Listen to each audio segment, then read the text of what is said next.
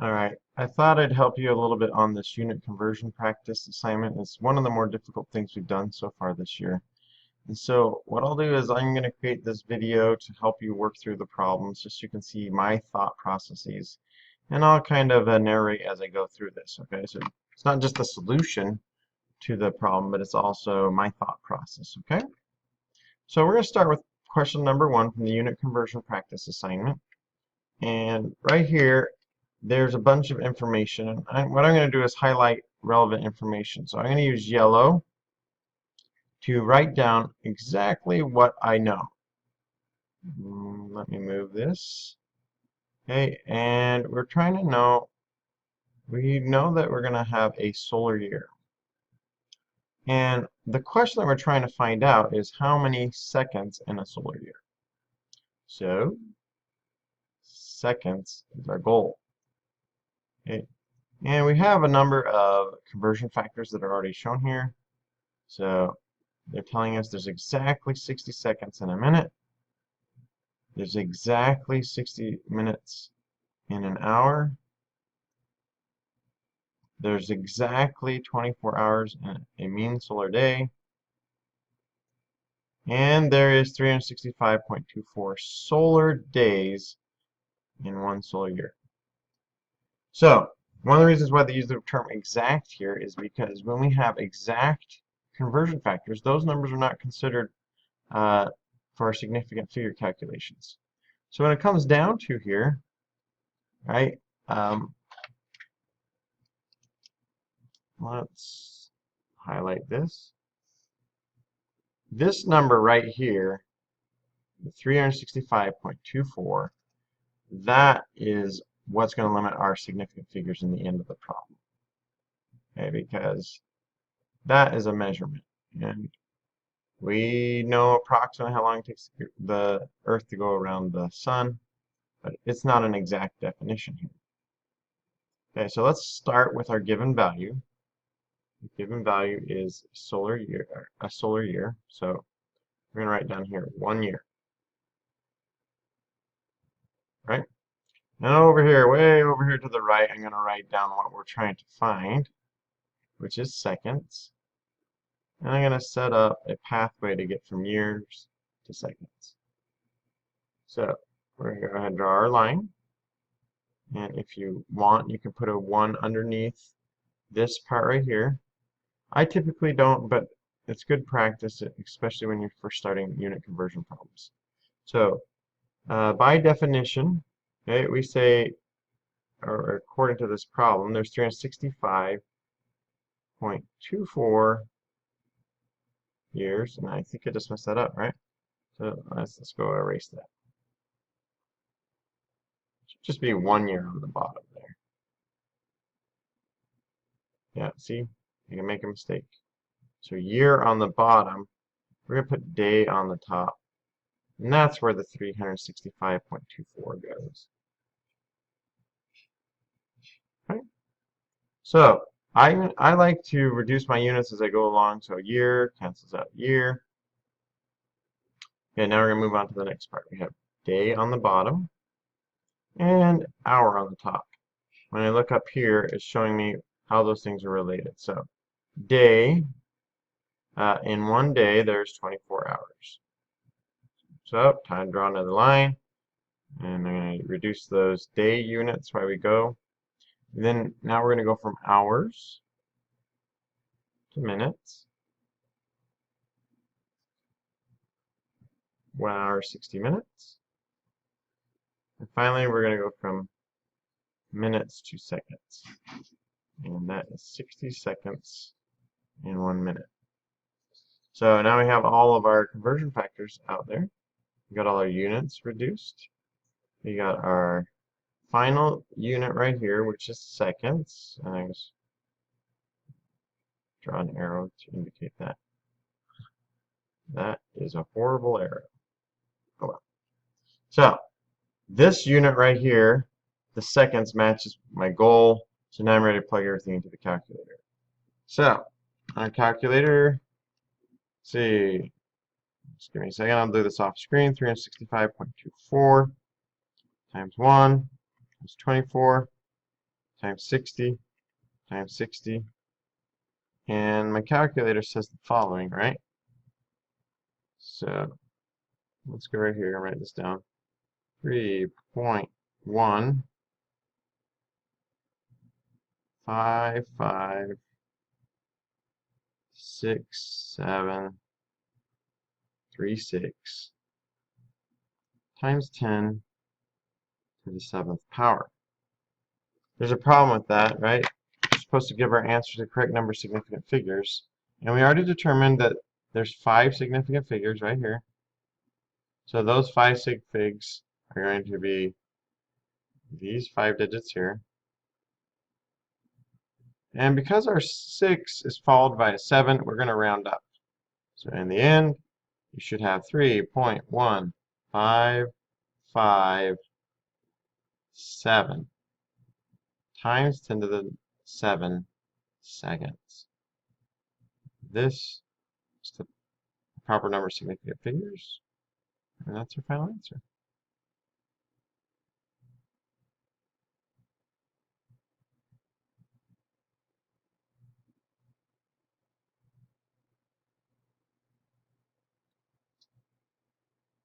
Alright, unlike our last problem, this one doesn't give us all the conversion factors that we need to solve the problem. So you're going to have to look those up on page 17, 18, and 19 of your textbook. So let's go ahead here, and we used yellow last time. Oops. Now, yellow is our starting point. I'm messing something up here. Just give me a second. Alright, so yellow, 2.0 hours. I'm going to use purple to indicate what we're looking for. So we're looking for picoseconds. Alright, so we're going to start over here. Oops, let's undo that. I thought I had it selected. Alright, here we go. 2.0 hours is my starting point. My goal, which I like to write far to the right just because I want to give myself enough room, is picoseconds. So, I'm going to convert hours to something I'm familiar with, which is minutes. Okay, and in 1 hour there's 60 minutes. So we're going to reduce the hours. So we now know how many minutes there are. Okay, now we're going to go from minutes to seconds. And 1 minute is 60 seconds. So now we know how many seconds there are. The minutes will reduce out. The next thing we want to do is go from seconds to picoseconds. If you remember our chart, put 1 with the prefix, and pico is 1 trillionth, or 10 to the negative 12. Alright, so seconds are going to reduce out. Now I'm ready to plug this into my calculator. So, now let's go ahead and do this. 2 times 60 times 60 times 10 raised to the negative, oh, sorry, not times, but divide by 10 to the negative 12 power. So, that's what I have in my calculator right now. You might see that okay. I'll try to figure out how to do this on screen in the future. Alright, I'm going to hit enter, and I get the following. 7.2 times 10 to the 15th power. This is definitely one we want to use scientific notation on, because that would be a lot of zeros. So there's our final answer.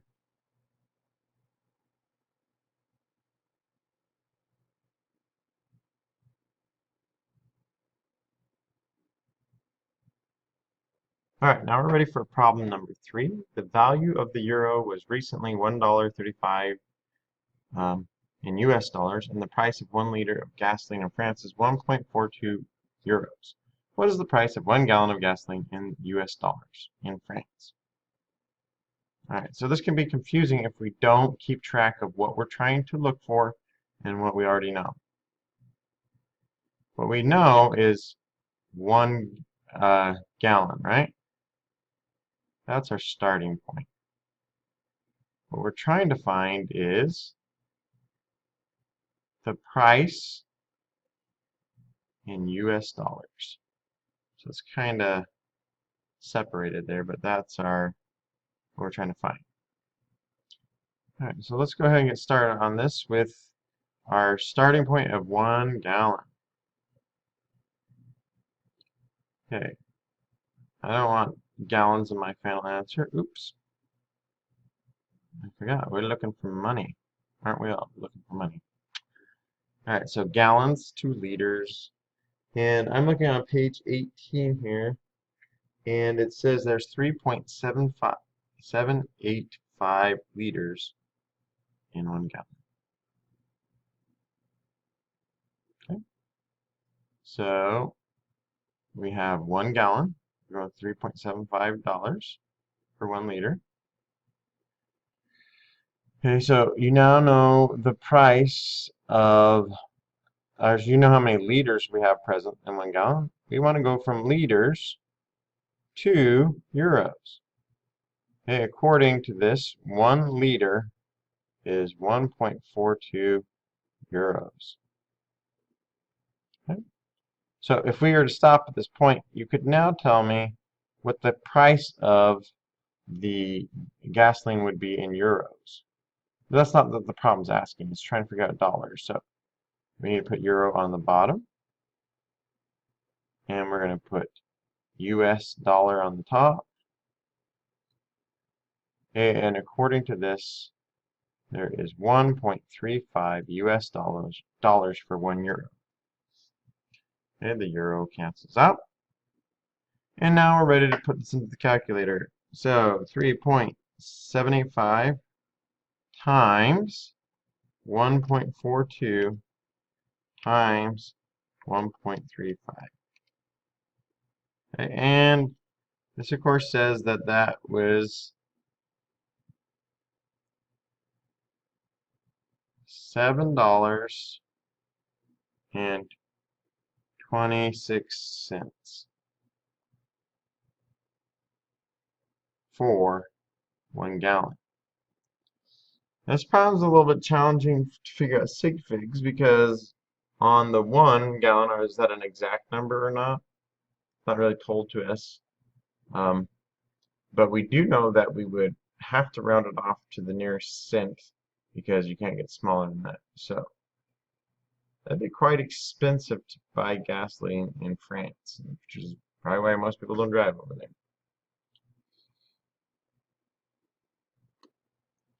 Alright, this next one's a little different because we're going to use a density for a substance as a conversion factor. Okay, so once again, identify our starting amount, which is 3.5 pounds of titanium. What we're looking for is volume in cubic inches. Okay, and now let's go ahead and write the 3.5 pounds down.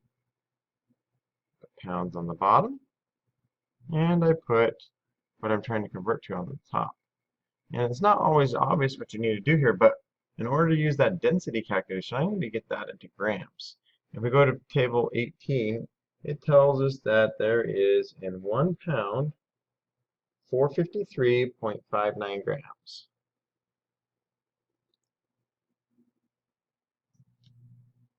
Alright, so let's reduce our pounds while we go. Now I got to go from grams to cubic centimeters. Right? 4.51 grams per 1 cubic centimeter. Notice that this is the density conversion factor inverted. Alright? Okay, so we're going to get rid of grams. Now we can go from cubic centimeters to cubic inches. And in order to be able to do that, we need to find a conversion factor. Once again, I'm going to table 18. And it says, by definition, there's 2.54 centimeters in 1 inch. And in class today, we talked about how you can't just compare these conversion factors directly to each other. You need to put them inside parentheses, and the quantity inside parentheses on the top and the bottom are equal to each other. But we're going to need to cube this 2.54 to be able to get that correct in the end. So it should give us inches cubed. And right here we have 2 sig figs, so we should round off to 2 significant figures over here. Alright, so into the calculator, 3.5 times 453.59 divided by 4.51 divided by 2.54 cubed. Okay, and I hit enter. And I get 21 inches cubed.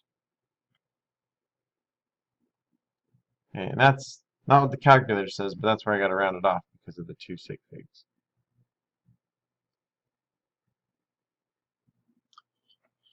Number 5 is also a density problem. Let's go ahead and do our color coding here. We want to know the density of iron in pounds per cubic inch.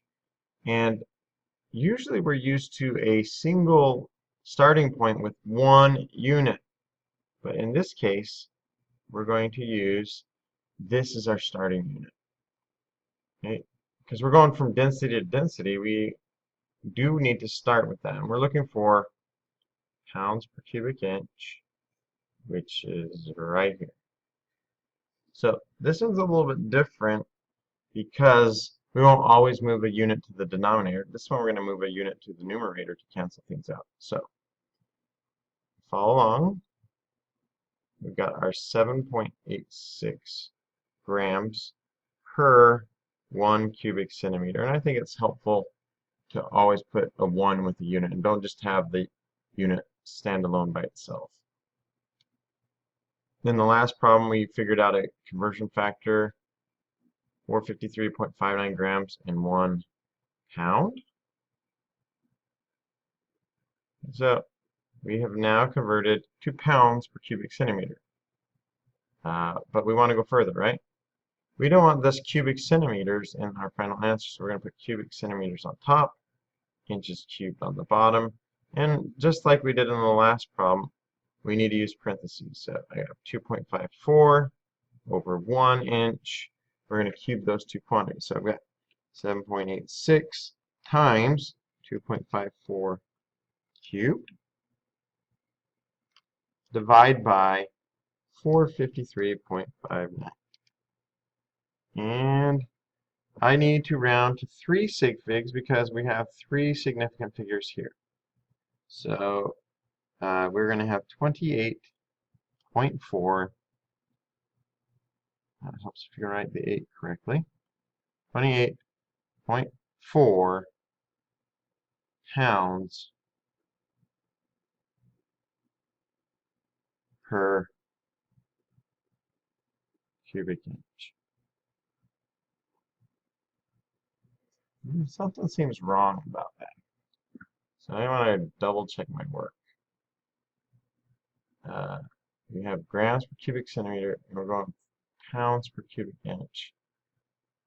Oh, my mistake. All right. So teachers make mistakes. Mr. Carlson more than most. Mine was, my calculator's in scientific notation. So I'm just reading the first few digits. It says 10 to the negative 1, so that is rather 0.284 or 0.284 pounds per inch cubed. There we go. Made a mistake. I fixed my mistake. Alright, I know I said this isn't a math class, so these are feeling a lot like math problems, aren't they? I promise you, if you're working through these problems, it is proficiency that's going to help you be successful all year long. So, let's go ahead and look at this problem here. We're going to need to figure out the density of the steel in terms of gram per cubic centimeter. So, let's mark off here what we're looking for.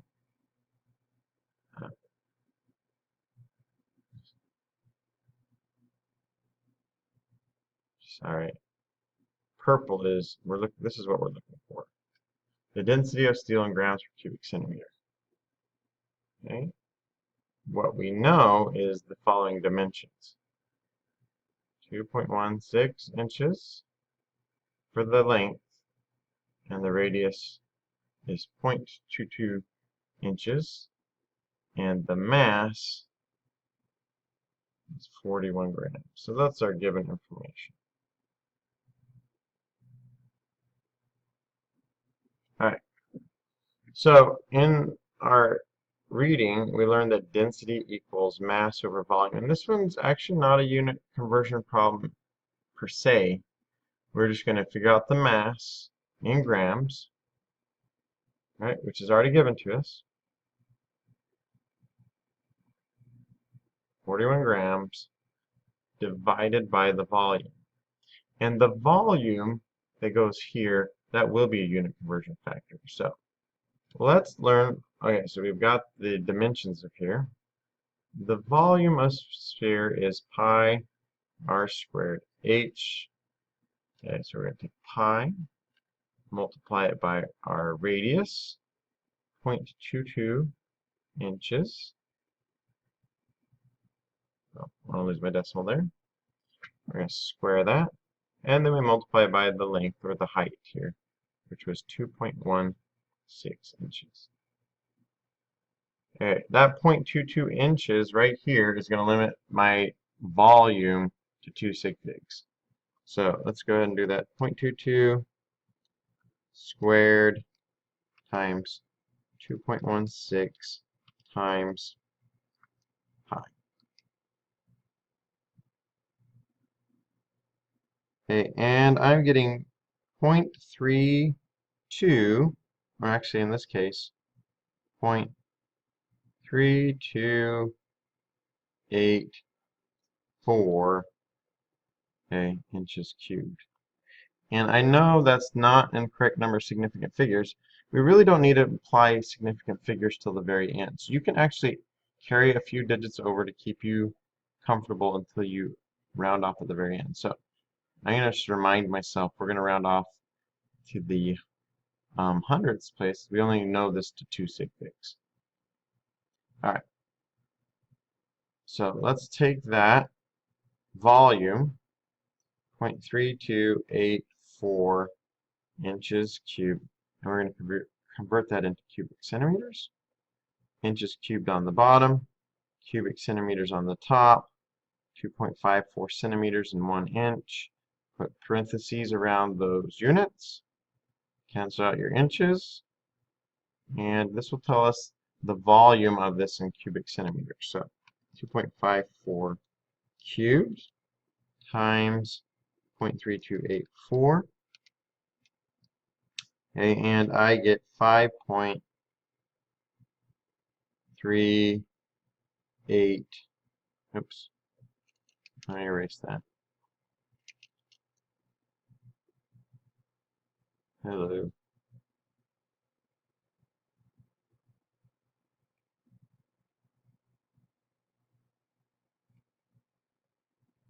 .382 cubic centimeters. Once again, I'm limited to 2 sig figs, so I'm keep that in my final answer. So we're going to go ahead and take this value here and plug it in all the way up here in this equation. So let's move down here to do that. I have 41 grams divided by 5.382 cubic centimeters. Okay, now I want to use my sig figs here at the end to get the final answer. So 41 divided by 5.382, and we get 7.6 grams per cubic centimeter.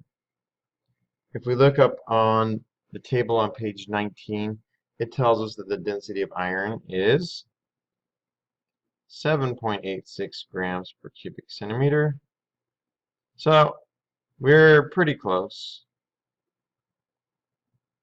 Alright, but that's not, I mean, that's the density of steel based off of the measurements. So this is kind of an important lesson because when you're in the laboratory, you might make measurements.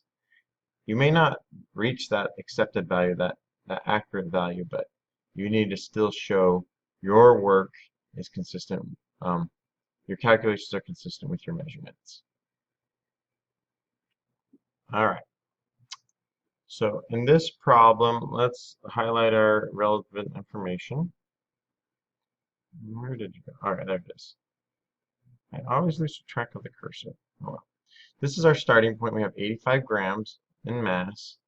Use density of aluminum to find the radius of the sphere in inches.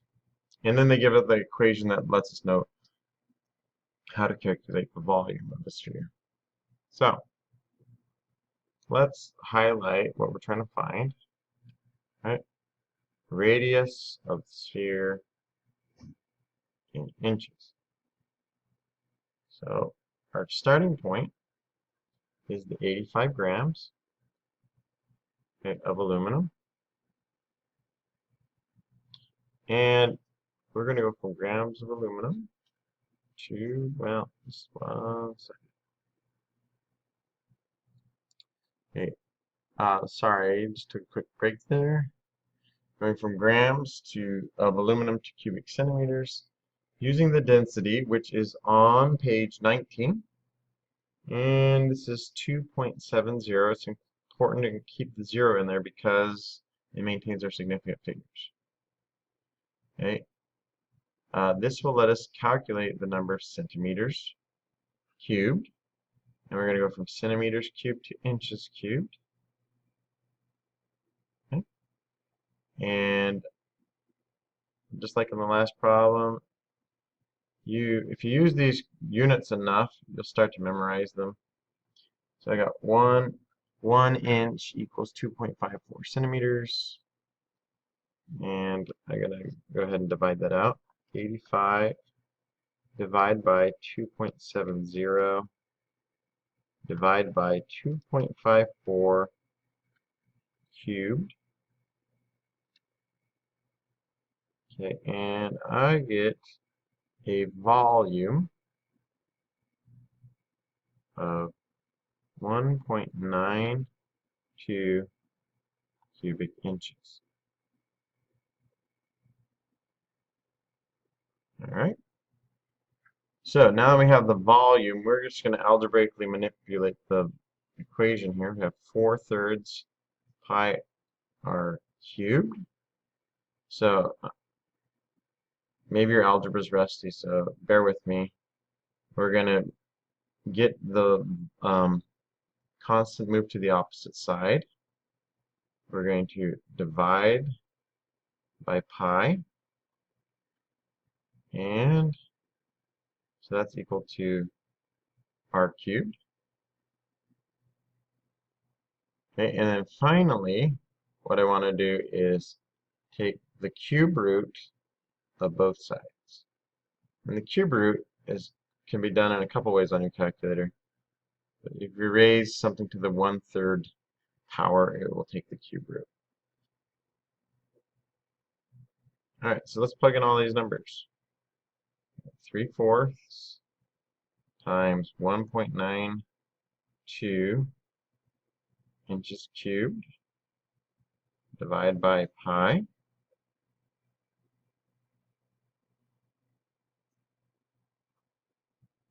Alright. So I got 3 divided by 4 divided by pi times 1.92. And that equals 0.458 inches cubed, which we're then going to take to the 1/3 power. So I'm going to raise that to the 1/3 power.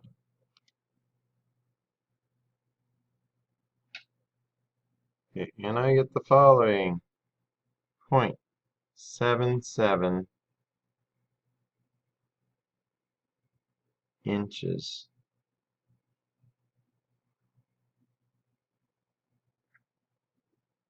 So that should be our defined radius for this to 2 sec weeks. So if we were to estimate that, that ball would be about 1.5 inches across. So something you could hold in your hand weighs 85 grams. It seems reasonable. Alright, I think this is the last one that I'm going to do. I don't want to do all the work for you, so I'll leave the last page for you to figure out. So let's do number 8. Let's go back here. We know our starting value, 185 cubic yards. And we want to know what is the mass of water in pounds. So I'm going to start with my 185 cubic yards. And we're looking for pounds, H2O over here. So let's go through the process here. We can go from yards to feet. There's 3 feet and 1 yard. Make sure you cube those quantities.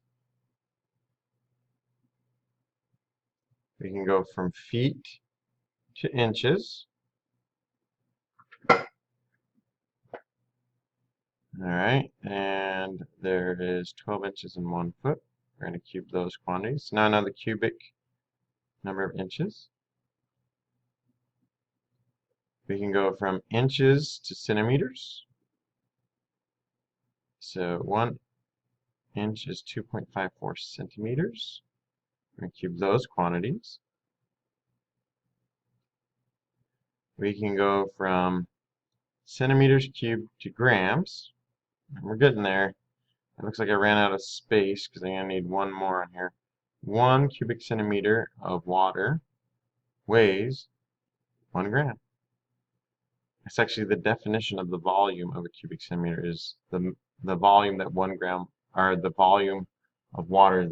The mass of 1 gram of water is equal to the volume of a cubic centimeter. Alright, finally, I'm going to write the last conversion factor down here. Grams to pounds, 453.59 grams per 1 pound. Now is the fun part. Let's cancel out units. Yards cubed, feet cubed, inches cubed, centimeters cubed, and grams. So I gotta plug all these in my calculator. And you gotta make sure you cube all those volume units or we'll be way off. 185 times 3 cubed times 12 cubed times 2.54 cubed divided by 453.59. Enter, and I get a big number, which makes sense because there's a lot of water in a swimming pool and it should weigh a large number of pounds. We were limited to 3 significant figures here. So these all are exact definitions. So we're really limited by our initial measurement. So putting this in the proper number of significant figures, I pressed the wrong button. 3.12 times 10 to the 5th pounds of H2O.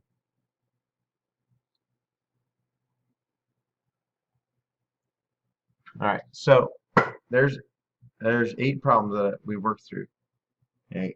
If I do all these, then you probably won't even spend the time working on these yourself. So I'm going to leave that last page for you to do. If you need help, please come in for assistance, either before school or after school. But I want you to have the opportunity to practice this in a safe environment. Anyways, thanks for watching.